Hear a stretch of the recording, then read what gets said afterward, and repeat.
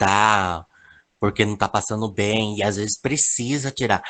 Seria esse processo que daí de dentro para fora, que você tem que eliminar de algo que não está bem, porque as células não estão, né, ali trabalhando normalmente, porque elas tiveram um tipo de Não, um. não, é uma reação, Não, né, professor? não, quando a gente fala de fora para dentro, a gente está falando em aspecto celular, microscópico. Ah, tá. Ah, Algo como entendi. vômito. Tá. De Eu estou células, falando tanto de que algo. Aí entra quando a e gente vai. sai da É, célula. Ah, tá. isso. Eu estou falando de Aí hoje eu algo tô microscópico, da meio. microscopia. Hoje eu tô meio ruinzinho de. Ah, não liga, professor. Não, Ah, mas eu tranquilo. entendi.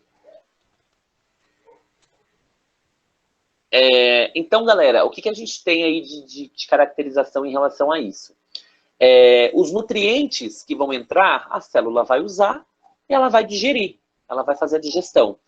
Esses nutrientes, né, que ela já utilizou, é, vai ser liberado no hieloplasma para ser utilizado em outra coisa, para ser aproveitado. Então, o nutriente que foi absorvido pela célula, ela vai usar e ela vai soltar lá no citoplasma, porque já utilizou o que tinha que utilizar. Né? Então, ela vai soltar no hieloplasma. Clarice disse, acho que se refere a proteínas, né? Não só proteínas. Quando a gente fala algo sólido, pode ser vitamina, pode ser alguma proteína, pode ser algum açúcar, tá?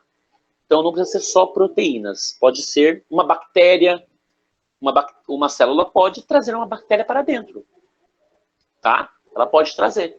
Então, quando a gente fala fagocitose, é algo sólido, não só proteínas. Proteínas, bactérias, vitaminas, glicídios, carboidratos, que é a mesma coisa, tá? Então, a gente está falando de algo sólido. Pode ser proteínas, pode ser bactérias, né?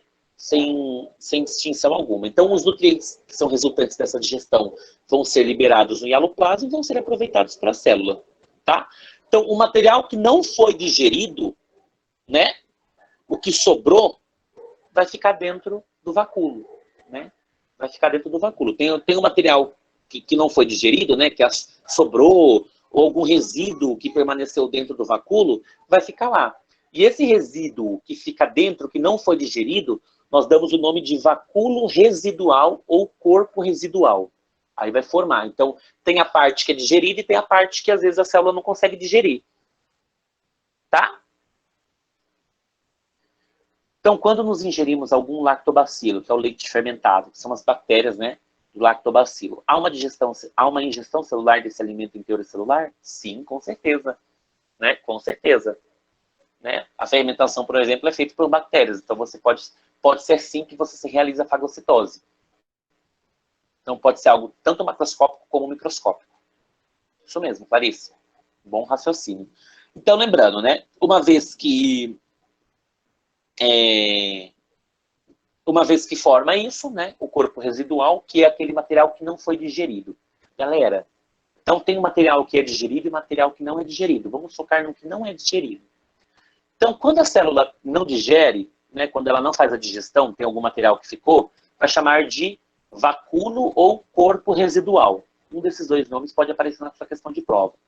Galera, então, depois que forma o corpo residual, o que esse corpo residual vai formar? Com quem que vai fundir? Com quem que esse corpo residual vai fundir? Alguém sabe me dizer?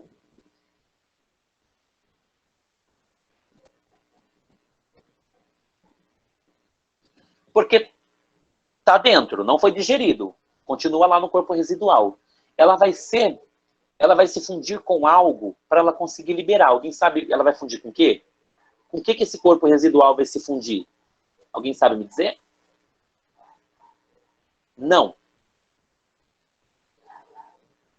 Começa com M. Nós já estudamos isso no cursinho, membrana plasmática, tá? O corpo residual vai se juntar com a membrana plasmática, tá? Então, o que não foi digerido vai chamar de corpo residual. Esse corpo residual vai se fundir à membrana plasmática para conseguir liberar o que não foi digerido, para falar, agora você vai ter que sair. Não consegui digerir você da primeira vez, vou conseguir digerir você pela segunda vez agora, mas agora você tem que sair. Alguém sabe qual é o nome desse processo? Quando o corpo residual funde essa membrana plasmática para liberar?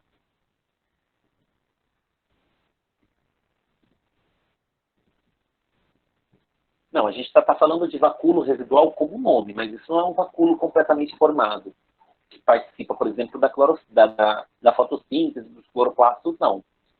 A gente está falando só o nome, vacúolo residual ou corpo residual. Nós não estamos falando que faz parte da célula animal. Nós estamos apenas dando uma nomenclatura, um nome genérico ao que não foi digerido. Tá? Então, o que não foi digerido, nós chamamos de corpo residual e vai se fundir com a membrana plasmática para conseguir liberar isso, para conseguir liberar o que não foi digerido. E nós chamamos esse processo de plasmocitose, tá? Que é como se fosse uma defecação celular. Antigamente, até a década de 90, mais tardiamente, em 1994, 95, utilizava-se muito o termo de defecação celular.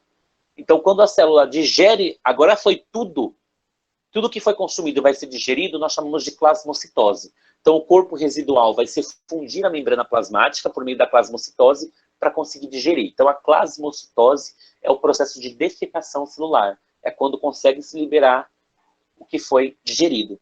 Né? Então, agora sim vai ser digerido por meio da plasmocitose. Então, isso é o processo de heterofagia. Heterofagia é feito quando... Oi? Alguém falou alguma coisa?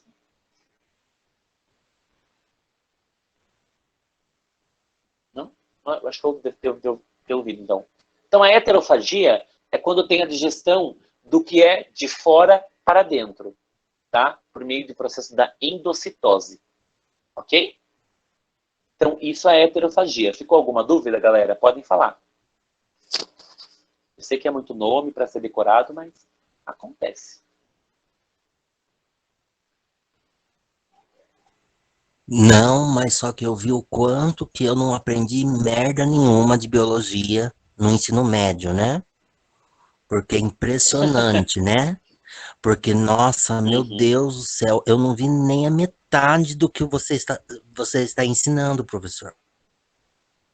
É uma Tem essa vergonha defasagem, né? nacional. Infelizmente, é a nossa educação brasileira. Nossa, é assim impressionante. Eu tô até Tá, revoltado aqui. dificulta mesmo, né?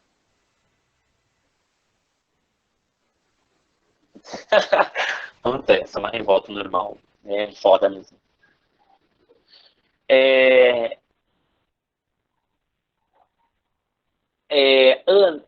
Cadê a Ana? Carrijo, tá aí? É impressionante como o ensino era chateado, né? Às vezes quando eu já cheguei, por exemplo, a pegar a aula, um professor assumia, depois ele saía e eu pegava a aula. Né, pegava a aula, assim.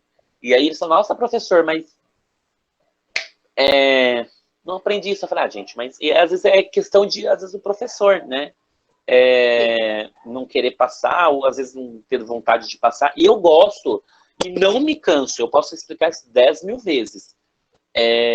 Mas eu vou sempre tentar dar uma aula completa para o aluno sair com a maior capacidade de conhecimento possível que ele possa ter de uma aula de biologia. Então, eu pretendo, né, sempre fazer isso. É para enviar Agora você tem presença? ponto. Não, é para você marcar a primeira prova deles oral de biologia. Pega aí, marca só para mim a data para depois você colocar lá no grupo. Beleza. Vamos pegar... Que dia que eu falei que ia ter a primeira prova deles? Dia 8/3. Tá, dia 8/3 cai na segunda. Vai ser o primeiro simulado, né? Isso. Ótimo. Então, dia 8/3. Então, dia 10/3, marca aí, dia 10/3 vai ter a primeira prova oral de biologia. Meu Deus! E o pior que prova oral a gente aprende. Porque eu lembro que quando eu era criança, Eu estudava, eu tinha prova oral de tabuada, sabe? Eu sei Uhum. tabuada até hoje. É, Eu sei bem tabuada de foda. cor até hoje, porque eu tinha prova oral de tabuada, gente. Sem mentira nenhuma. Se vocês tivessem, nossa, dá prova oral de tabuada que todo mundo vai aprender matemática. Essa É prova oral mesmo. vai ser feita como? A prova oral é eu vou chamar uma pessoa. Tá todo mundo ao vivo aqui, não tá? Então eu vou chamar, por exemplo, agora é a vez do Elias. Vou fazer a pergunta pro Elias, ele vai responder para todo mundo o que eu perguntei para ele. Tá? E marca, Ana, dia 10 de março, e já marca, já que a gente está marcando, no dia 26 de março, eu vou disponibilizar o simulado. Então, dia 10 de março tem a prova oral de biologia, e dia 26 de março, que cai na sexta-feira, eu vou marcar o simulado de 300 questões deles. Beleza, marcadíssimo aqui. Tá? No É o dia do meu simulado de 300 aniversário, questões. eu já ganho um presente. Jesus, 300. Então. E, gente, essas 300 São questões devem ser respondidas em 3 dias, tá? Só para dar uma clareza aí para vocês. Então Dia tem 10 de 3 março dia 10 de março tem a prova oral de biologia, e dia 26 de março, dia 8 tem o simulado, já está no grupo, vamos lá depois eu mando todas as informações. Dia 8 de março tem a prova, tem um simulado de 60 questões do Enem, que eu vou formular. Dia 10 de março tem a prova de biologia, e dia 26 de março tem o simulado nível hard, que é o nível difícil, de 300 questões de todas as matérias. Marcou, Ana? Os Só conteúdos essa que vai última cair. que deu uma cortadinha. Já marcou, porque ela é rápida demais, menina. Os Ótimo. conteúdos que vai cair nessa Então, prova. galera, de nós 300 falamos, então, para finalizar, a Suzane fez... Oi? O conteúdo que vai cair nessa prova de 300 questões vai ser tudo o que você passou Oi? ao decorrer desses dias, né?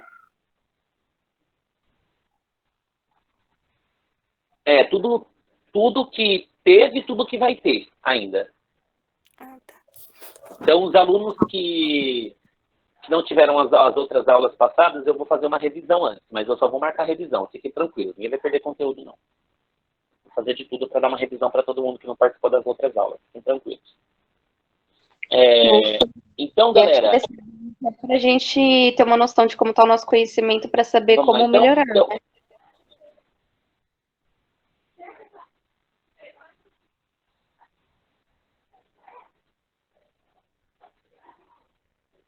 Eu não ouvi, Gabi, esse áudio tá bem ruim para mim, assim.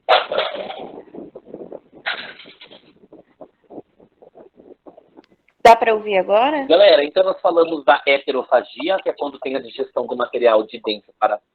Agora tá.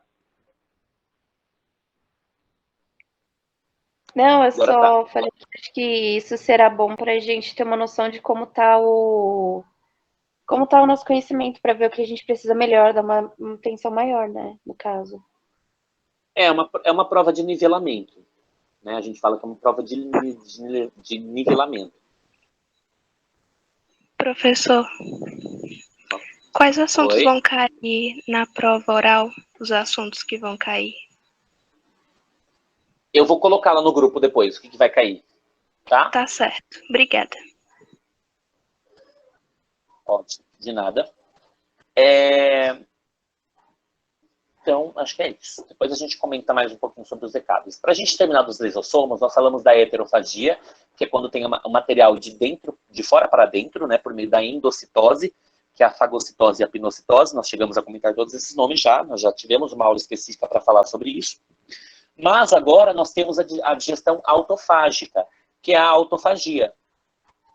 Né? A autofagia, galera, não vai vir de nada de fora. Ela vai digerir o que já está dentro da célula. Então, a autofagia é a digestão endógena. É a digestão do material endógeno. É o material que já está na célula. Tá? Não precisa vir de fora para dentro, não. É o que está no próprio meio intracelular. É o que já está ali. Tá bom? É o que já está ali. Então, a autofagia, nós temos, consiste na digestão de material endógeno, né? O material do próprio meio intracelular. Tá bom? Às vezes, né, certas organelas, elas tornam-se inativas, né? Algumas, por exemplo, algumas organelas, elas param de funcionar, né? Algumas organelas citoplasmáticas, elas tornam-se inativas porque elas deixam de realizar as suas funções, né? E o que vai acontecer com essa organela que parou no citoplasma de realizar a função? A célula os lisossomos, né, vão digerir isso, essa organela que parou de funcionar. Então, a organela inativa vai ser digerida pelas enzimas lisossômicas. Vão ser digeridas. Tá? Na autofagia, esse lisossomo que digeriu e essa organela que está inativa, então, quando tem a enzima que digeriu, né, porque parou de funcionar, então a enzima lisossômica vai digerir isso. Quando tem a enzima que digeriu mais a organela que parou, o que é formado? Vai formar o vacúolo autrofágico ou o autofagossomo. Tá? Então, quando tem as enzimas que estão digerindo, que é o lisossomo primário, com o material, que é a organela que parou de funcionar, quando tem enzimas digestivas mais organela inativa, eu tenho o autofagossomo. Tá? O autofagossomo ou vacúolo autrofágico. Tá bom? Então, na autofagia, o lisossomo primário, gente, é só vocês prestarem atenção, o que eu falei? A autofagia vai digerir material que está dentro da célula, não vai vir nada de fora, já está dentro. Tem no citoplasma coisas que param de funcionar. Parou de funcionar, ficou velho, perdeu sua funcionalidade, essa organela agora se torna inativa. Por quê? Porque não está funcionando mais, não está mais desempenhando suas funções celulares. O que vai acontecer? Ela vai ficar lá? Não. As enzimas lisossômicas vão digerir isso. Vão digerir isso. Né? Então, essas enzimas vão digerir essa organela inativa. Quando essa organela inativa se une com essas enzimas, vai ser formado o vacúolo autrofágico ou o autofagossomo.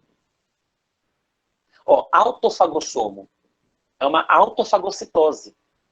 Então, quando tem as enzimas digestivas, que é as enzimas lisossômicas, se unindo com a organela, digerindo a organela inativa, eu tenho a formação do vacúolo autrofágico, né, ou o autofagossomo. Então, nesse vacúolo, a organela vai ser digerida. Né, e depois vai ser liberada como? Vai ser liberada por plasmocitose, para o meio extracelular. Então, a enzima vai digerir, o que utilizou, o que não vai se utilizar mais vai ser digerido por plasmocitose. Plasmocitose é sempre o processo de defecação celular, vai sair da célula, de dentro para fora, do meio intra para o meio extracelular. Ok? Tudo bem?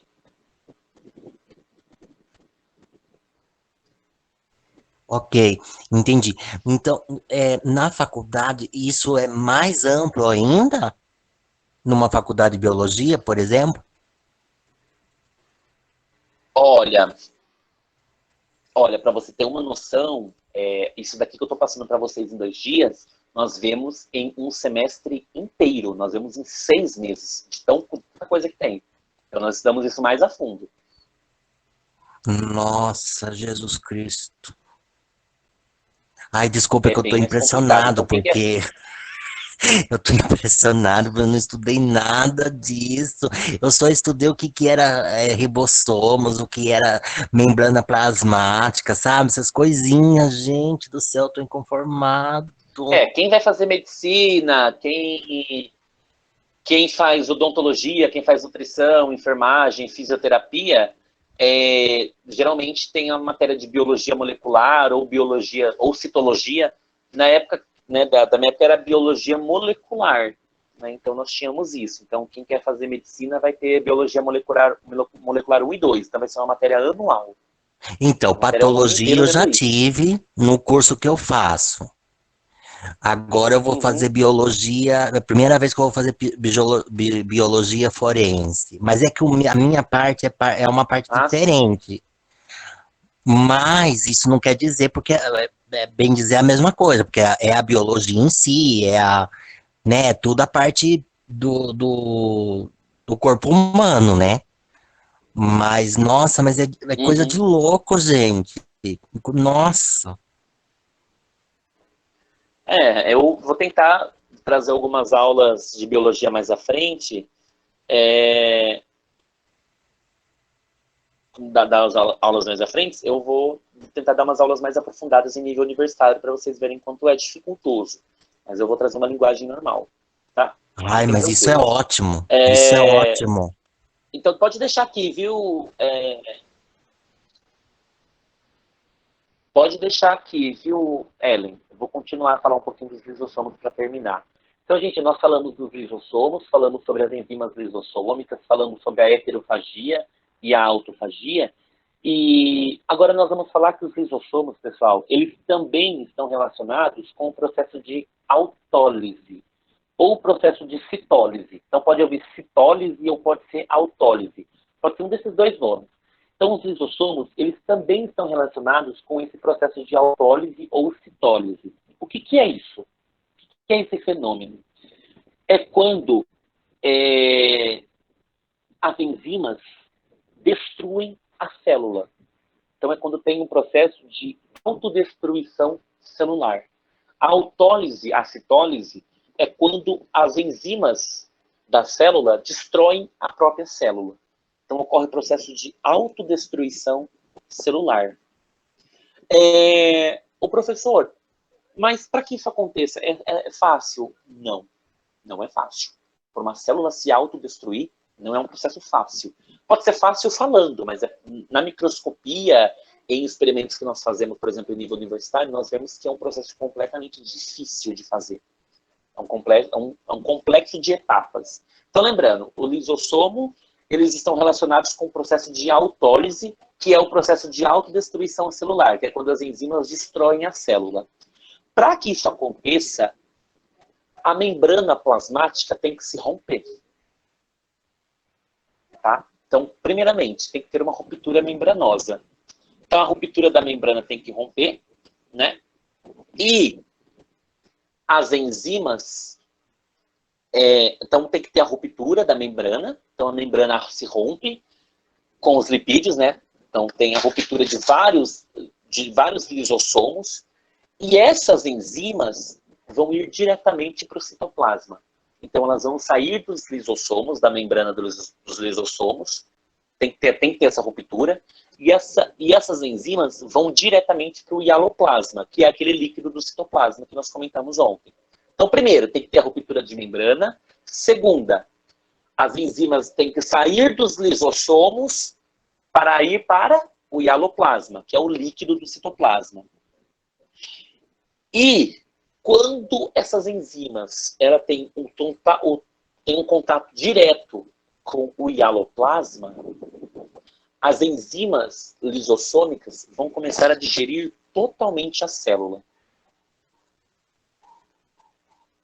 Tá? Então, em contato direto com o hialoplasma, essas enzimas vão iniciar o processo de digestão de toda a célula. Essa autólise geralmente acontece quando o organismo morre, quando tem a morte do organismo.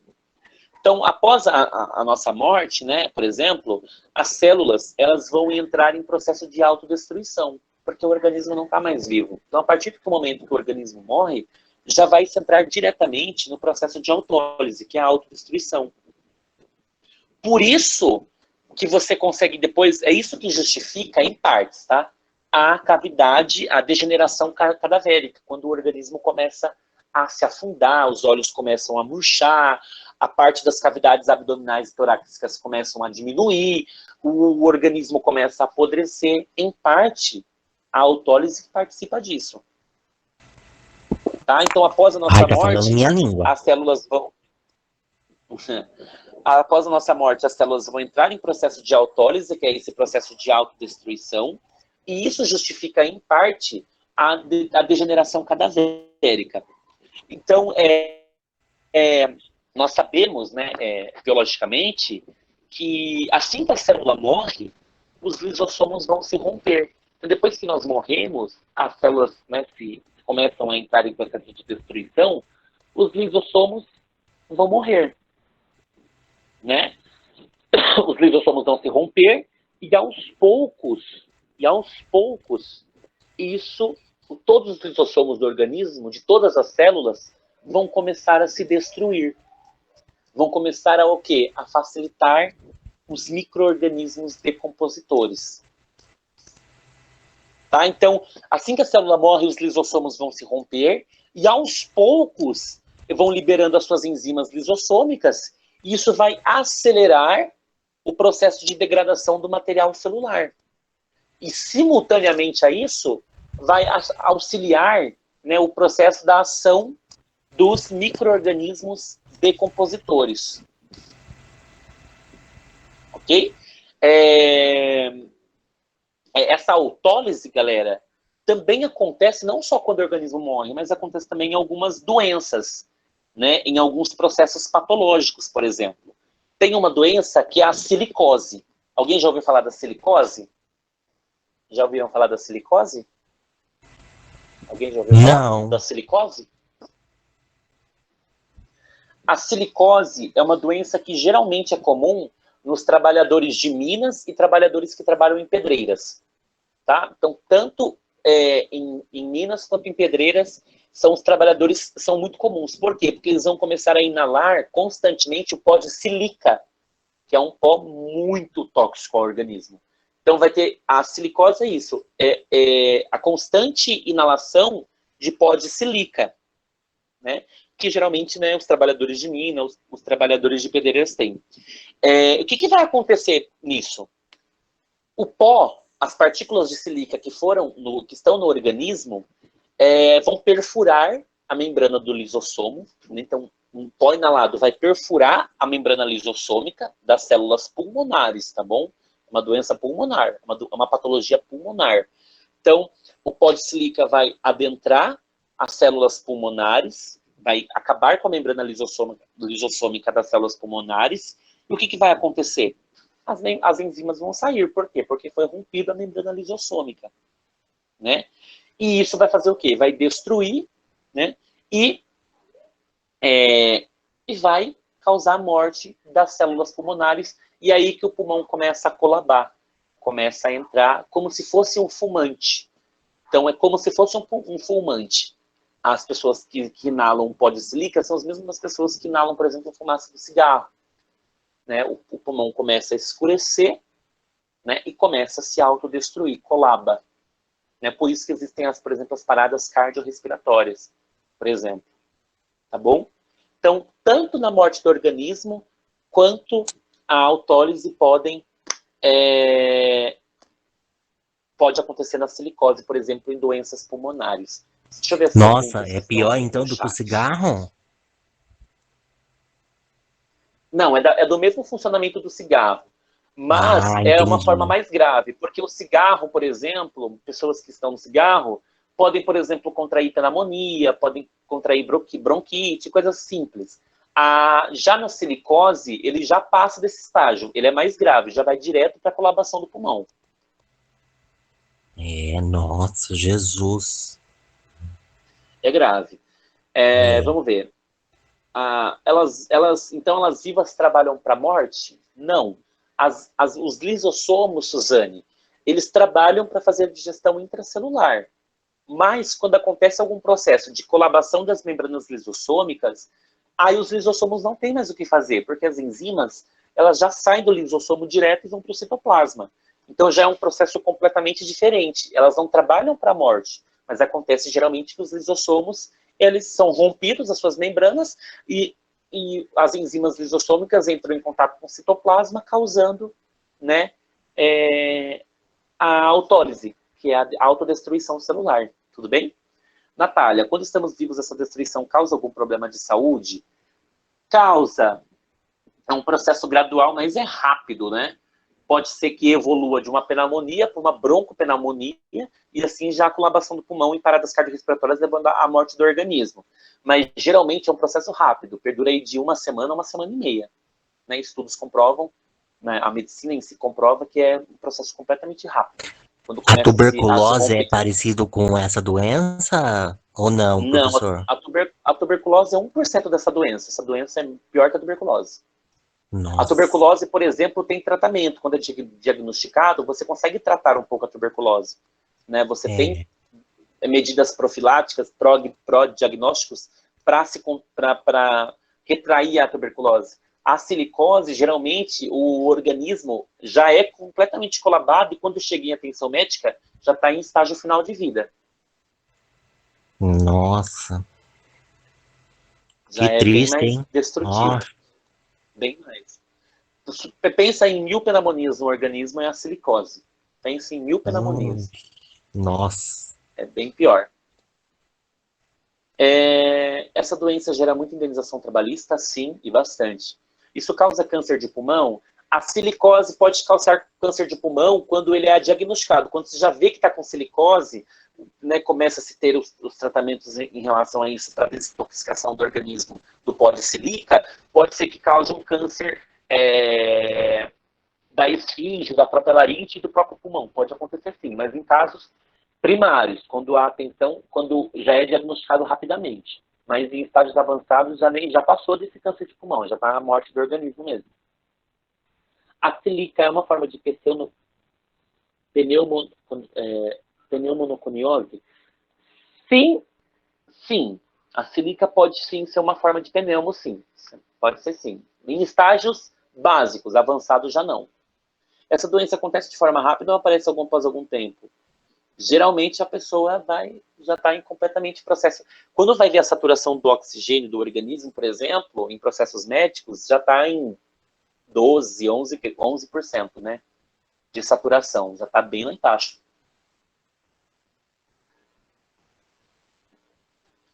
Tudo bem? A gente fala que a silicose é uma doença paliativa, né? O organismo não tem cura. Depois de ter ingestão muita, não tem cura. Então, o papel do médico, o papel da medicina nesse momento vai ser de propiciar para você o maior conforto possível. Porque já sabe que você vai morrer. Ok? Tudo bem? Tudo bem, galera? Ok. Mais alguma dúvida?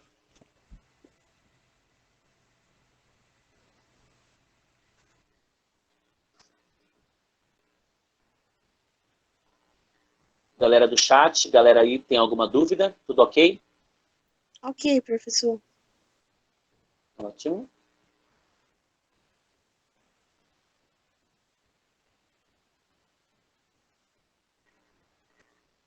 Prosseguimos então, Ellen.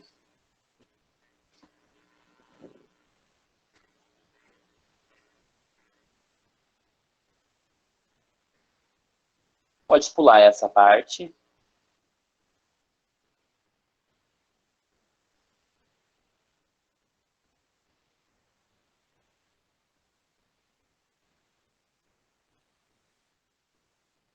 Vamos falar um pouquinho agora dos centríolos, lembrando lá do citoesqueleto de microtúbulos, né?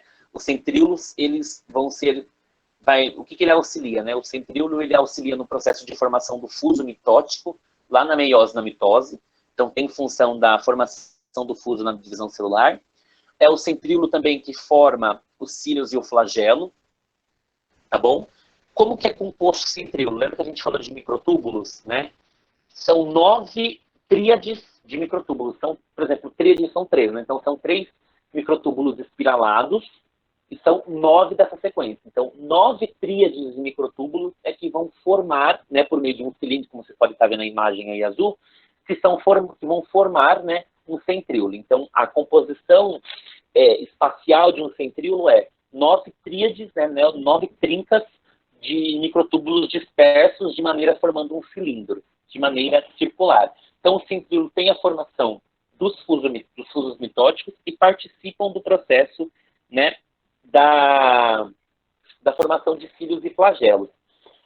O centríolo, galera, então são estruturas aí não membranosas, não tem membrana envoltando, então não são estruturas não membranosas, e nós encontramos centríolos tanto em células animais quanto em células vegetais, tá?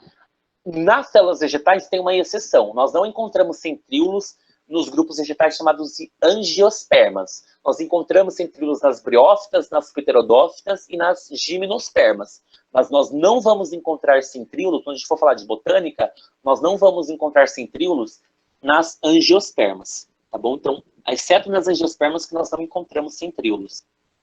Então, geralmente, né, a célula vai apresentar um par de centríolos, né, que vão estar perpendicularmente um ao outro, né, e formando aí uma região cilindral, né? Os centríolos, eles estão próximo ao núcleo celular, tá bom? Ok? E quando nós temos um par de centríolos, nós temos a formação do diplossomo. Então, é o diplossomo que forma, né, o diplossomo é um par de centríolos. Então, tem um par de centríolos, um perpendicular ao outro. Então, quando nós temos um par de centríolos, nós temos um diplossomo, né? Então, nós falamos aí que nós temos microtúbulos, lembrando que os microtúbulos são formados, né, pelas grandes tubulinas, né? Pela alfa e beta tubulina, que são as duas proteínas que formam os microtúbulos, né? Então, cada centríolo é formado por 27 túbulos proteicos, porque nós temos 3 vezes 9, que dá 27, né? São tríades, né? São 9 tríades de microtúbulos, 3 vezes 9 dá 27, então o centríolo é formado por 27 túbulos proteicos, tem 27 túbulos proteicos, né, que vão formar, que são organizados em 9 grupos, né, de 3 túbulos cada. E esses túbulos proteicos são microtúbulos, né, a gente já sabe que é constituído pela tubulina, pela proteína tubulina. Mas nós falamos, né, da parte positiva e negativa, que tem a despolimerização e polimerização de ontem, nós falamos, mas além da tubulina, nós temos também a cinesina e a dineína, né, que são aquelas duas proteínas que auxiliam a formação do centríolo. Então, além da alfa e beta tubulina, nós temos a cinesina e a dineína como proteínas que também auxiliam na formação do centríolo. Ok? Tudo bem, galera? Vocês entenderam, então, pelo menos a formação de um centríolo?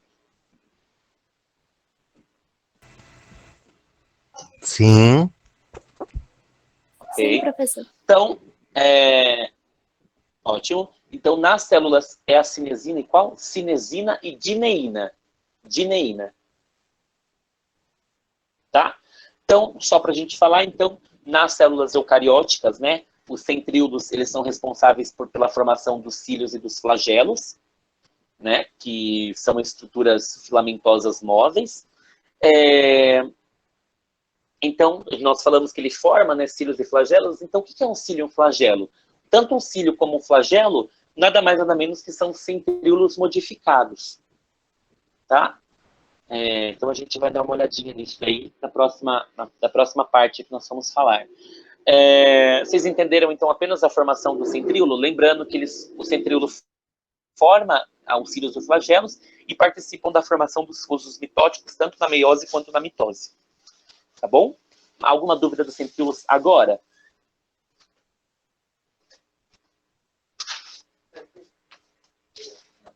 Alguém tem alguma dúvida sobre pelo menos a formação do centríolo? Ninguém tem? Não? Galera, tem 42 pessoas no chat. Eu acho que eu não me contentaria com 8 pessoas respondendo. É só digitar não. Ou colocar um N apenas para mim saber. É mais fácil. Nenhuma Vamos dúvida. todo mundo tentar se comunicar. A aula fica mais eficiente. Nenhuma dúvida, professor. Ótimo. Isso é importante.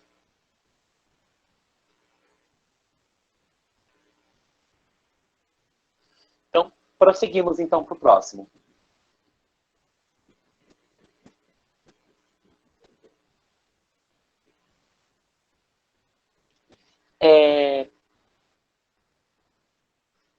Então, agora a gente vai falar um pouquinho dos cílios e dos flagelos, né? Os cílios dos flagelos, a gente falou que nada mais são do que centríolos modificados. Então, cílios e flagelos são prolongamentos finíssimos, são bem finos, que crescem a partir da superfície da célula. As funções locomoção celular, né, movimentar. Né? Então, a parte, por exemplo, do flagelo de um espermatozoide para o processo de fecundação, para ele fecundar o óvulo, aquela caudinha que ele se mexe, por exemplo, é um flagelo. Então, tanto os cílios como os flagelos, eles são responsáveis pela locomoção celular, principalmente de algas, protozoários e espermatozoide, que é o gameta masculino. Tá? Nas esponjas, nós temos, por exemplo, você viu, já reparou as esponjas, né, que parece um polvo esponjado? Né? Então, por meio desses cílios e dos flagelos que elas têm, que elas capturam alimento. Então, tanto para a locomoção celular quanto para a captura de alimentos. Também nós temos cílios e flagelos nas nossas traqueias, tá? Que é a parte do epitélio traqueal, quando nós temos nas vias respiratórias para fazer a limpeza do organismo. Por exemplo, alguma substância, alguma coisinha que entrou, né, que é tóxica ou não era necessário para o organismo, para na traqueia, e é por meio desse tecido epitelial, né, por esse epitélio traqueal, que vai ser, de novo, limpado. Então, aí você consegue, por exemplo, cuspir ou excretar isso de forma de um catarro, por exemplo. Né? Então, tanto na locomoção celular, quanto na captura dos alimentos, quanto na limpeza do organismo. Tá bom? Então, tem essas funções específicas. Como vocês podem reparar, a estrutura interna de um cílios e um flagelos tem a parte do anoxema. O que é um axonema? Um axonema é formado por 9 pares de microtúbulos que são dispostos de forma cilíndrica e um par central. Lembra? Falei, 9 pares de microtúbulos? Não é a mesma coisa, por exemplo, dos centríolos. Né? Então, são 9 pares de microtúbulos. 9 pares, então, 9 vezes 2, 18. Então, um axonema é formado por 18 microtúbulos, que estão dispersos de forma cilíndrica, como vocês podem estar reparando. Repara na segunda imagem lá, ó. Se vocês repararem na segunda imagem, vocês conseguem realizar a obtenção disso. São, todos aqueles fininhos lá são, por exemplo, essa haste celular são os axonemas. Os axonemas são esses 18 microtúbulos dispersos em um par central e são formados por meio de um cilindro, né? Tem raízes cilíndricas. Os cílios, falando basicamente dos cílios, são curtos, né? Então, os cílios e o flagelo, quem é mais curto? O cílio é curto, o flagelo é longo. Tá? Então, o cílio é curto, mas nós temos mais cílios do que flagelos. Então, os cilindros, eles são curtos, mas eles são os mais numerosos. E os flagelos, eles são longos, mas são pouco numerosos. Tá bom? Agora, se você repara na imagem, nós temos aquela imagem ali, ó, no corpo basal, que é bem no centro, né? A gente fala que é o cinetossomo ou corpo basal. Então, nós temos esse cinetossomo, basicamente, na base de cada cílio e cada flagelo vai ter o seu cinetossomo. Todo cílio, todo o seu flagelo vai ter esse cinetossomo. O que são esses cinetossomo? É quando tem um agrupamento desses 18 microtúbulos formado em pares. Né? Ok? Então, esse seria o cinetossomo. Então, todo o cílio e todo flagelo vai ter. Vai ter aula sim, gente. Nós estamos terminando já para nós falarmos disso. Tá? Podem ficar tranquilos. Então, nós temos o cinetossomo. Tá? Que parece é formado tesourinhas. Então, parece umas tesourinhas, né? Então, os cílios e os flagelos das células eucarióticas têm a mesma origem e a mesma estrutura interna. Então, tanto os cílios como os flagelos são originados no centríolo. Tem tanto a mesma origem como a sua mesma estrutura. Né? A diferença entre eles é qual? Os cílios, eles são mais curtos que os flagelos, como a gente já falou. Porém, os cílios são mais numerosos que os flagelos, né? Mas o movimento de um cílio é diferente do movimento de um flagelo. Então, quais são as 3 diferenças que você vai falar para mim na prova? Primeira, o cílio é curto, o flagelo é longo. Cílio é bastante numeroso, flagelo é pouco numeroso. Mas o movimento entre um cílio e um flagelo é diferente. Tá bom? Nós vamos ver isso agora, a partir de agora. Próximo, a gente vai ver esse movimento aí, ó.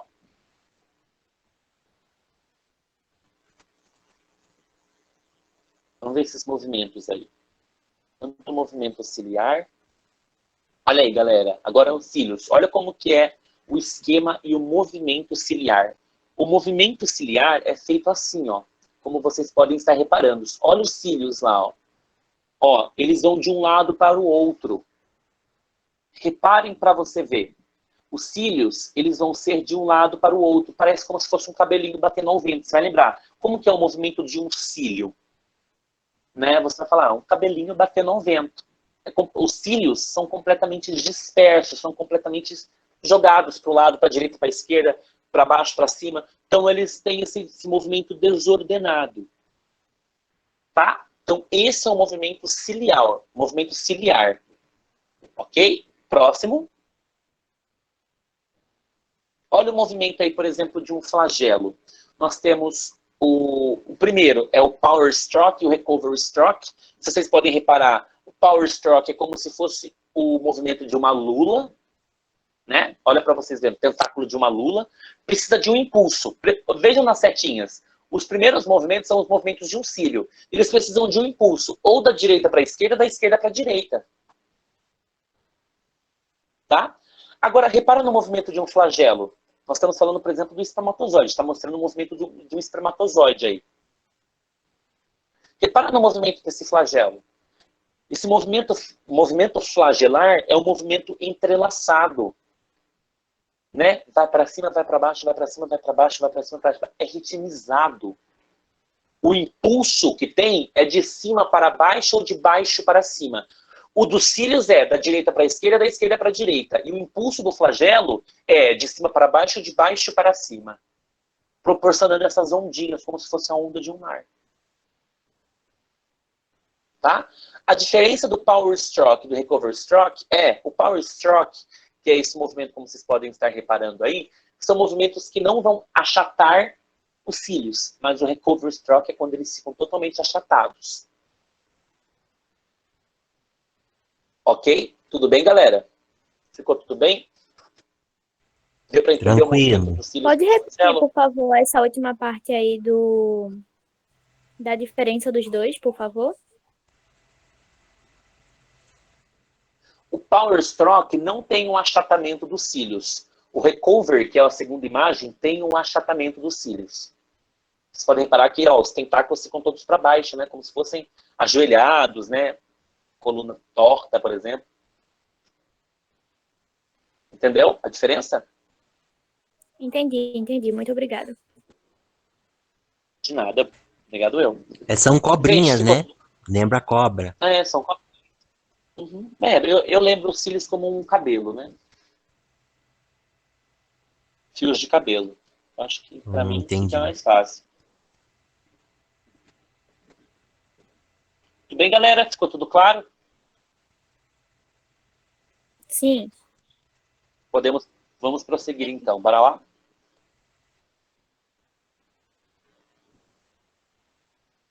Pode pular, daí é a mesma imagem. Olha aí, galera. Se você vê no movimento de espermatozoide, por exemplo, é um movimento flagelar. Vocês vão lembrar porque o espermatozoide, então, é um flagelo, né? Repara na side view, que é uma visão lateral. Né? Olha para você ver, proporciona ondinhas, né? O flagelo em ondas. Agora, se você vê o end view, que é um movimento, que é quando você olha de trás, né? Quando você repara, o end view é a visualização traseira, você repara que olha como que é esse movimento, é espiralado, né? É um movimento espiralado. Então, se você vê o movimento flagelar possui essa proporcionação dessas ondinhas, né? Dessas torções do flagelo. Tá? É só para você dar uma olhadinha aí no movimento espermatozoico. Ok? Próximo. Próximo.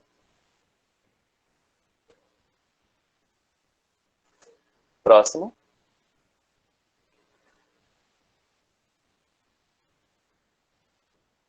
Agora só vamos falar de algumas coisinhas que aparecem na célula eucariótica vegetal para nós finalizarmos a aula de hoje.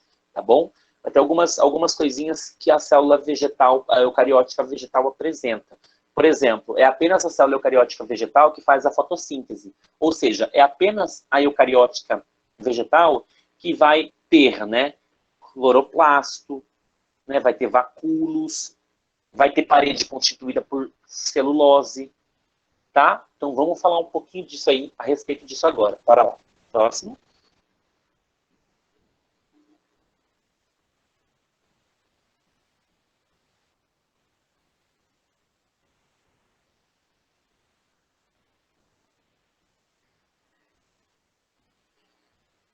Olha aí, galera.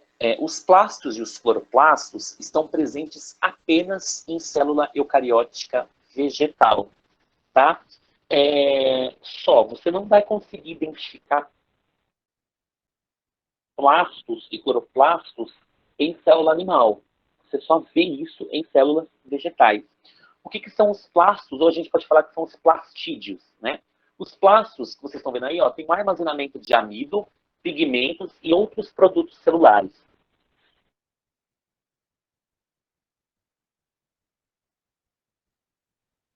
Nós apenas encontramos em células eucarióticas vegetais e vocês conseguem ter a diferença de dois tipos de plastos, tá? Tem. Nós temos os leucoplastos e os cromoplastos, tá bom? Então nós temos aí, ó, cloroplastos, né, que são os leucoplastos ou os cromoplastos. Então são os dois tipos de plastos que nós temos divididos em dois grandes grupos. Vamos falar um pouquinho primeiramente dos leucoplastos. Os leucoplastos, eles não são coloridos. Tá? Primeiramente, os leucoplastos, eles são incolores. Eles não apresentam cor, não são coloridos, né? Segundo, eles são apigmentados. Eles não possuem pigmentos. Então, eles estão desprovidos de pigmentos. Eles são apigmentados. Não se tem pigmento nos leucoplastos. O que os leucoplastos eles fazem? A função dos leucoplastos é reservas nutritivas. É o que vai reservar a nutrição do plasto. Então, ele é relacionado com o armazenamento de reservas nutritivas. Tá? Se ele está reservando, por exemplo, amido, o nome que ele vai receber é o quê? Amiloplasto. Amiloplasto é o leucoplasto que vai armazenar amido. Então, toda vez que tiver um leucoplasto que reserva amido, é um amiloplasto. Tem alguns que vão armazenar alguns óleos. Esses são os oleoplastos. Então, temos amiloplastos, é aqueles leucoplastos que reservam amido. Os oleoplastos são aqueles que armazenam óleos. E os que armazenam proteínas, nós chamamos de proteoplastos. Tá? Então, tem leucoplastos que são os amiloplastos, que são aqueles que reservam, né, o amido. Os que reservam óleo são chamados de oleoplastos. E os que vão reservar e armazenar proteínas são os proteoplastos. Tudo bem dos leucoplastos, galera? Ficou bem claro as características deles? Dos leucoplastos? Resumindo, são incolores, não têm pigmentos, ou seja, são apigmentados, e eles armazenam nutrientes. Se armazena amido, amiloplasto. Se armazena óleo, oleoplasto. Se armazena proteínas, proteoplastos. Tá bom? Então nós temos aí essa diferenciação. E para nós irmos para o outro grupo, nós temos agora os cromoplastos, que é ao contrário dos leucoplastos. Né? O que a Clarice perguntou? Por que ao invés de óleo não se utiliza o nome de lipídios? Porque é biologia, né, Clarice? A biologia gosta de pigmentar um pouquinho as coisas. Gosta de dar uns nominhos a mais. Umas nomenclaturas a mais. É normal. É normal. Toda ciência é assim. Os cromoplastos, galera, que é o segundo subgrupo, são coloridos. Então, eles não são incolores, eles são coloridos. Então, se eles são coloridos, eles possuem pigmentos, né? Então, os cromoplastos são plastos pigmentados. Então, eles são pigmentados porque eles apresentam cor. Então, são coloridos e possuem pigmentos. O que os cromoplastos fazem? Se eles possuem pigmentos, né? Nós falamos que eles vão se relacionar, eles vão absorver a luz e eles vão ajudar a realizar a fotossíntese. Então, são os cromoplastos que absorvem a luz e auxiliam no processo de fotossíntese. Porque eles são pigmentados, né? Clorofila, por exemplo, é um pigmento. Tá? Então, os cromoplastos, eles são coloridos, possuem pigmentos e se relacionam com a absorção da luz, né? E com a fotossíntese. Tem alguns nomes também. Se ele tem cloroplasto, né? Se, por exemplo, se o pigmento for verde, né, que é a clorofila, nós chamamos os cromoplastos de cloroplastos. Então, se tiver pigmento verde, nós chamamos de cloroplastos. Tá? Se tiver amarelo, que nós falamos que é a xantofila, né? Porque pigmento verde é a clorofila. A amarela, né, que são os amarelos, nós chamamos de xantoplastos, com X. Xantoplastos são aqueles pigmentos, são aqueles cloroplastos que têm pigmento amarelo, né, que é a xantofila, ok? Se tem, por exemplo, se tem licopeno, se tem ficoeritrina, se tem eritrofila, então lembrando, ó, se tem licopeno, se tem ficoeretrina e se tem eritrofila, que são esses 3 pigmentos, são vermelhos, tá? São pigmentos vermelhos. Se são vermelhos, nós chamamos os cromoplastos de eritoplastos. Então, os eritoplastos são aqueles vermelhos, são os cromoplastos vermelhos, que, né? Escreve estes nomes, por favor, prof. Claro.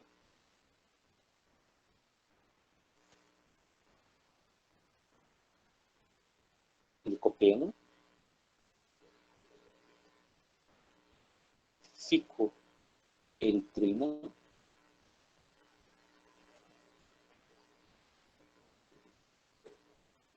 e a eritrofila. Se o cromoplasto apresenta esses 3 pigmentos que são vermelhos, nós chamamos eles de eritoplastos. Ok, Natália? Tudo bem?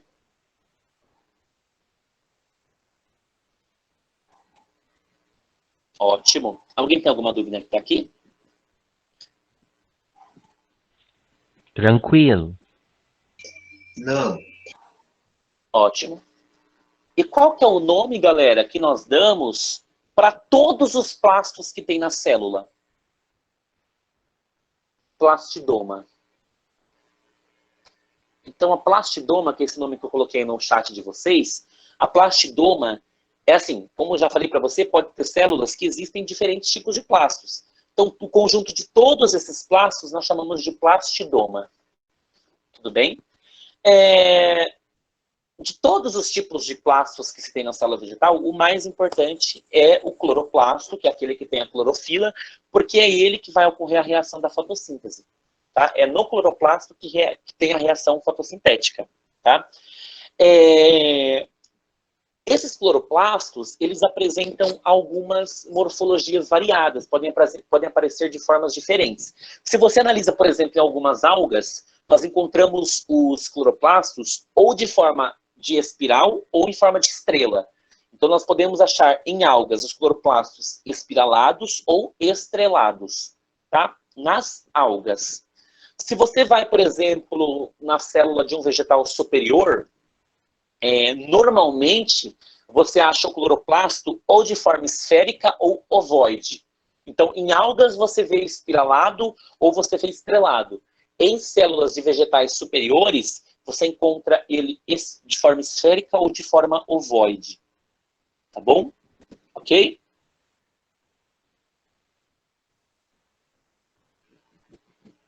Tudo bem, galera? Tudo. Ótimo. Reparem a segunda imagem aí, que é a imagem de um cloroplasto, né? Então, nós temos a estrutura. Vamos falar um pouquinho. Então, todo cloroplasto tem 2 membranas. Então, tem tanto a membrana interna como a membrana externa, ou seja, tem 2 membranas lipoproteicas. As membranas do cloroplasto têm lipídios e têm proteínas. Tá bom? Então, a gente fala que são 2 membranas lipoproteicas. Tem a membrana externa e a membrana interna. Se atentem primeiramente a membrana interna, que é a segunda membrana, a laranjinha. Tá? As membranas laranjinhas, que é a membrana interna, elas, se você reparar, ela tem algumas dobrinhas. Não está tão evidente, mas tem dobras. Então, nas membranas internas, nós temos algumas dobras. Nós falamos que são invaginações. Essas dobrinhas nós chamamos de invaginações. Tá? Então, na membrana interna, né, vai formar invaginações, que são essas dobrinhas para o interior da organela. Essas dobras, quando se tem essas invaginações para dentro do cloroplasto, nós chamamos de lamelas. Então, são as lamelas. Tá? Então, nós falamos da membrana interna, que é a laranjinha. Essas laranjinhas apresentam dobras. Essas dobras são chamadas de invaginações. E essas invaginações recebem o nome de lamelas. Tudo bem? Então, são lamelas. Sobre essas lamelas, nós temos algumas estruturas, né? Nós temos algumas estruturas que vocês podem reparar o nome aí. Sobre essas lamelas nós encontramos pequenas estruturas discoides, né? Se você reparar, nós temos os tilacoides, olha o nome aí, ó.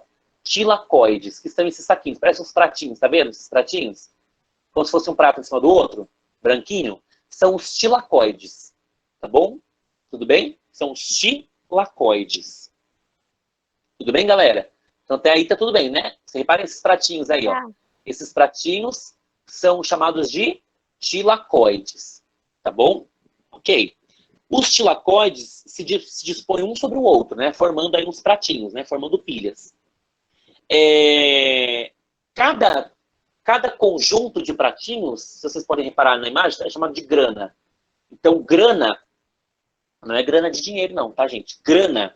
Cada pilha de tilacoide recebe o nome de grânum ou grana, né?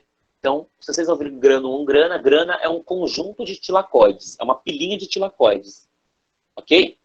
Repara que dentro do nosso cloroplasto nós temos o estroma. Olhem ali o nome, estroma. O que é esse estroma? É o líquido de dentro. Tá? É uma mistura, é um líquido. O que tem nesse líquido do cloroplasto? Tem água, tem proteínas, tem carboidratos, tem lipídios, tem RNA, tem DNA. Tá? Então, é como se fosse um líquido cloroplástico. Então, o estroma é um líquido interno. É uma mistura. Mistura do quê? De água, mistura de proteínas, mistura de carboidratos e assim sucessivamente. Ok? No estroma também existe ribossomos, tá bom? Então, só pra gente falar que no estroma também existem ribossomos. Ok? Gente, tá tudo bem daqui? Sim, ali tá mostrando intermembrana, então quer dizer que tem mais de uma membrana, então, professor? Dentro ali daquela célula? Não, ali é o espaço intermembrana, é o espaço das duas membranas. É o espaço entre a membrana primária e a membrana secundária. Ah, entendi. Ok? Então, beleza, galera. Vocês virem aí, ó, reparem que tem o ADN, que é o DNA circular, então tem material genético dentro. E por isso, pela presença de DNA dentro do cloroplasto, o cloroplasto pode se autoduplicar. Tá bom? Então, a presença de DNA nessa organela justifica que elas podem, né, tem essa capacidade de autoduplicação. Ok? E se tem ribossomo, tem síntese de proteínas. Então, o ribossomo também sintetiza proteínas dentro do cloroplasto. Tudo bem, galera? Tudo. Ficou Sim. tudo claro? Alguém ficou com uma dúvida? Se tiver, pelo amor de Nossa Senhora Aparecida, me fala agora. Porque eu vou perguntar tudo isso na prova. Espero que vocês tenham anotado tudo que eu falei. Tudo, porque eu vou perguntar na prova. E você vai falar para mim. Eu tô gravando tudo, logo vou anotar tudo e vou estudar tudo, vou saber tudo. Isso aí, isso é importante. Chegando no vestibular e falando, nossa, isso pra mim é facinho, moleza. Uma pergunta, essa aula vai ficar salva, porque aí dá pra gente anotar tudo direitinho, com mais detalhe. É, gravada, essa aula tá gravada. O Felipe tá gravando. Ah, então tá bom. Depois eu vou mandar o link do YouTube de novo que o Felipe criou, tá bom? Tá certo. Ótimo. Então, galera, os plastos, né, que a gente falou dos plastos, a gente falou que tem cloroplastos, tem xantoplastos, tem eritoplastos, né? Então, é um monte de plasto. Esses plastos, eles podem se transformar uns nos outros. Tá? Então, cloroplasto pode se transformar em xantoplasto pode se transformar em eritoplasto. Por exemplo, quando uma fruta está amadurecendo. Repara, por exemplo, vamos pegar uma fruta aí, um mamão. Vamos pegar um abacate. Né? O abacate é tudo verde, vamos falar do mamão mesmo. O mamão, quando ele está crescendo, quando ele está amadurecendo, ele é verdinho. Mas ele vai amadurecendo, vai trazendo pigmentos alaranjados, amarelos. Essa mudança de pigmentos é porque está amadurecendo. O processo de amadurecimento das frutas é um processo de transformação de plastos. Um está se transformando em outro. O tomate, que é um pseudofruto, né? O tomate também. As bananas, que é verde, depois amarelinha. Né? Você vê a banana numa bananeira que não está madura, você vê ela verdinha, depois amarelona. Professor, essa mudança de coloração também envolve, depois que, por exemplo, você deu o exemplo do mamão, quando quando a fruta começa a apodrecer, aí ela também muda de cor, também tem a ver? Sim, tanto o amadurecimento como o apodrecimento também. Isso mesmo, ok? Obrigada. De nada. E outra coisa, lembra que eu falei para você que temos os leucoplastos e os cromoplastos. Os leucoplastos são aqueles que apenas reservam nutrientes, enquanto os cromoplastos são aqueles que absorvem a luz. Se tem ausência da luz, um cromoplasto também pode se transformar em leucoplasto, tá bom? Pode ter essa formação, sim. Não é só pelo processo de amadurecimento ou apodrecimento, tá bom? Mas tem isso, ok? Tem isso mesmo. Eu vou propor para vocês uma coisa que... Eu tenho um método de estudo muito rigoroso. Eu tenho um método muito, assim... Eu consigo ver meu cronograma completo, que eu estou vendo com vocês, 4 vezes por ano, se eu quiser. Então, em 3 meses eu fecho meu cronograma. Eu fecho meu cronograma de 42 folhas em 3 meses. Eu falo porque eu já fechei isso vários anos. O meu método é o método arabiano, tá? Que consiste em rituais de passagem de estudo. E tem um ritual que eles falam que é o chanflian, né? Chanflian. São 2 dias completos estudando com apenas pausas de 3 em 3 horas. Tem uma pausa de 15 minutos. Então, 3 horas, 15 minutos, 3 horas, 15 minutos, 3 horas, 15 minutos. Você não pode sair. Em junho, eu vou fazer isso porque é um ritual de estudo. Então, quem quiser participar comigo 2 dias estudando, em 2 dias, eu vou fazer com vocês. Quem quiser participar, né, vai ser convidado. Eu coloco um convitinho lá. Tem que ser forte, não pode dormir, né? Os arabianos têm isso daí, não pode dormir. Mas o professor vai fazer mal para mim. Nossa, você tem 365 dias, né? E você tem 2 dias apenas estudando. Nossa, fez mal só com 2 dias, né? Então você já é desregulado por conta própria, não por conta do estudo, tá? Eu faço de tudo, Felipe, por um aluno. Eu me mato de estudar. A Ana está aqui para falar que eu fazia corujões de estudo. Nós entrávamos às 10 da noite, todos os domingos. Nós saímos 6 horas da manhã estudando, só resolvendo exercício. O aluno saía com a mente fértil. A Wendy está aí. A Wendy está aí. A Wendy está aí também, que ela participou dos meus... Elas foram alunas do ano passado. E para quem não sabe, do ano passado eu tenho 42 alunos agora, que já, né, pelo menos fecharam os vestibulares que fizeram.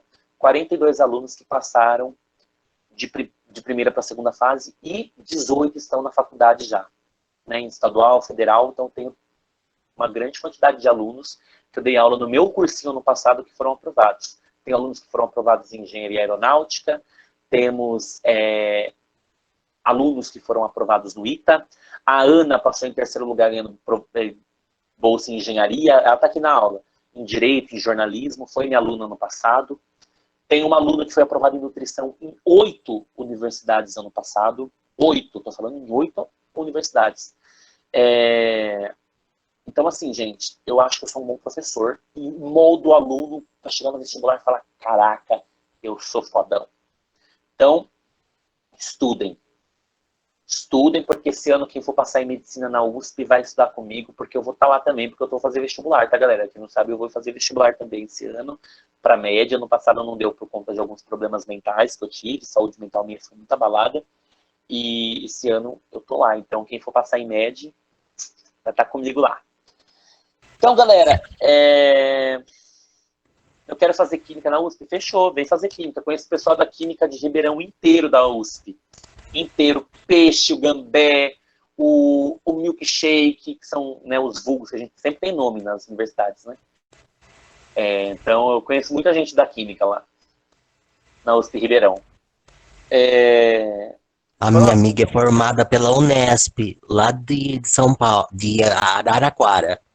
Ah, Unesp Araraquara, conheço. Ela é formada no curso de Química. Aham. Muito inteligente ela é. Bacana.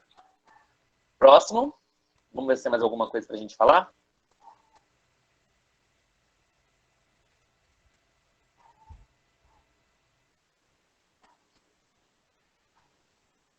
Gente, só pra gente finalizar, lembra que eu falei pra você que na célula animal nós temos os peroxissomos. Nas células vegetais, eu tenho um peroxissomo evoluído.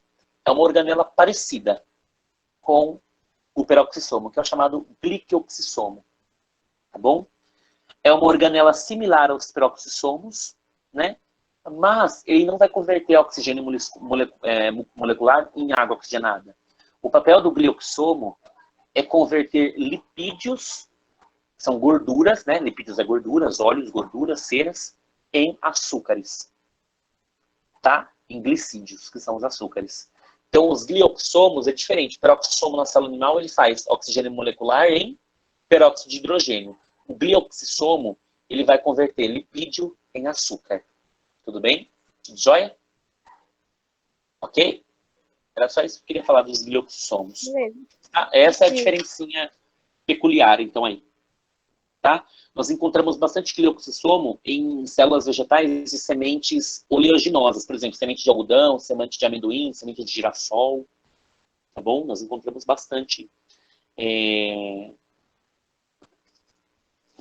glioxissomo, né, nas sementes oleaginosas, né?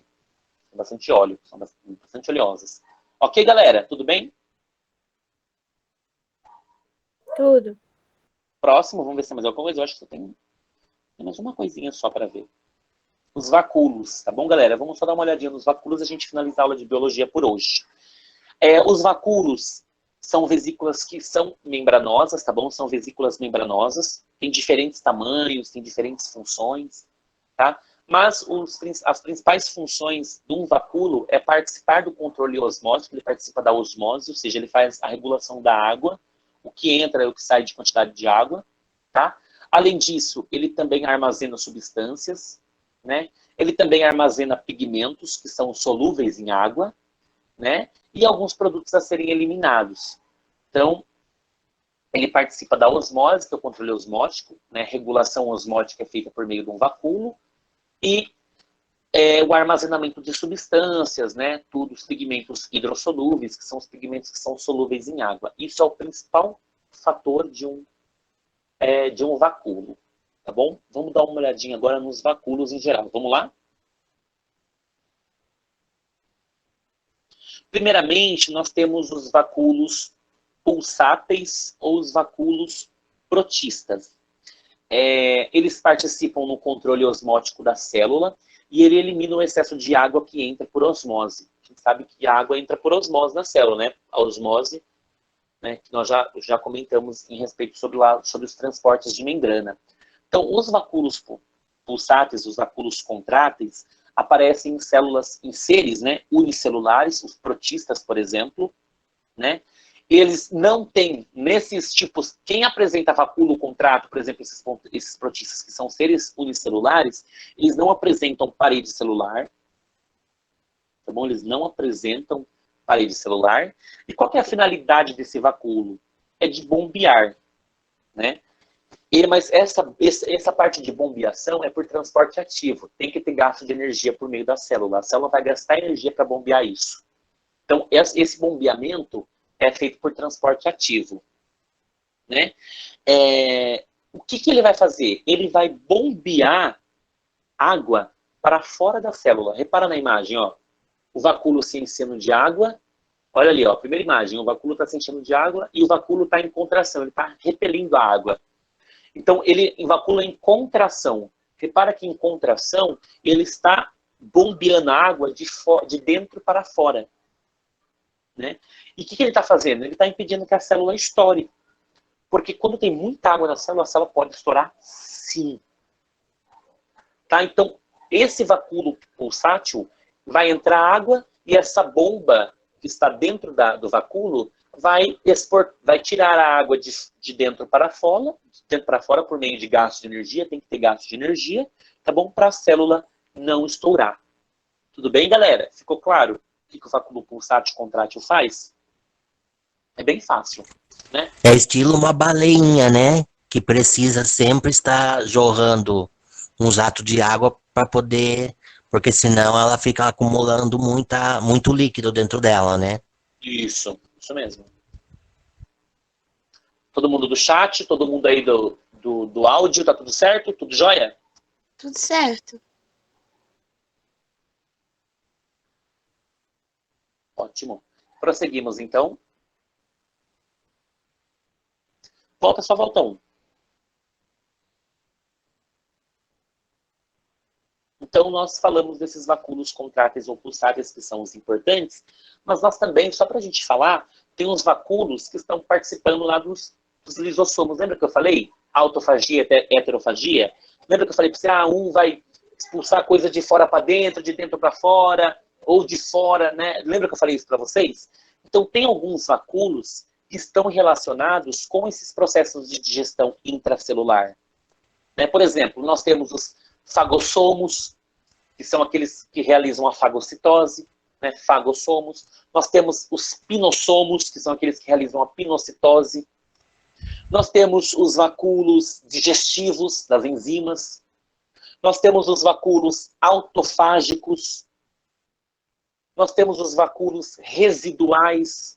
Nós temos vários tipos de vacúolos. Esses vacúolos estão associados com processos de digestão intracelular. Ok, galera? Tudo bem? Tudo jóia? Ok. Galera do chat, galera do áudio.